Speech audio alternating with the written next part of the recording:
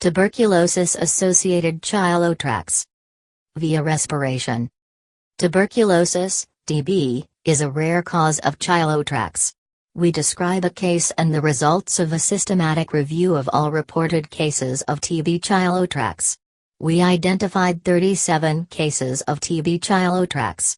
The symptoms at presentation were constitutional, 85.7%, 30-35, dyspnea, 60.6%, 20-33, and cough, 54.5%, 18-33. Chylothorax developed subsequent to the diagnosis of TB in 27.8%, 10-36, of the patients, after a median of 6.75 weeks, IQR 4-9.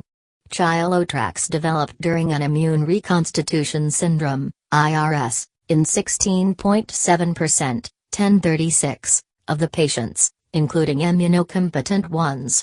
TB was disseminated in 45.9%, 17-37, of the patients at the diagnosis of chylothorax. Chylothorax developed in the absence of any mediastinal lymphadenopathy in 45.9%, 17-37, of the patients, 13.5%, 5-37, had isolated tubercular empyema alone.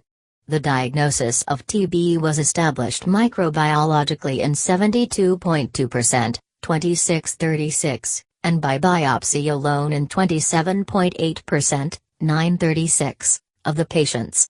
Anti-TB treatment, ATT, was administered for a median of 7.57 months, IQR 6-9. Steroids were administered to 22.9%, 8-35, of the patients, often for suspected IRS.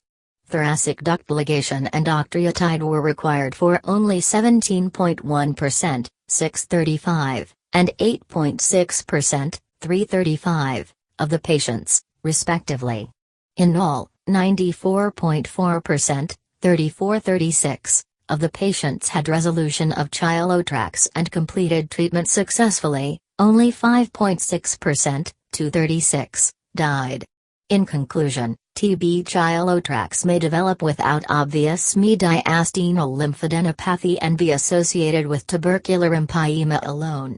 TB-chylothorax can develop during treatment of TB due to IRS, even in immunocompetent patients. ATT and dietary manipulation are associated with good resolution and low mortality, and duct ligation is needed for only a small minority of patients. Respiration.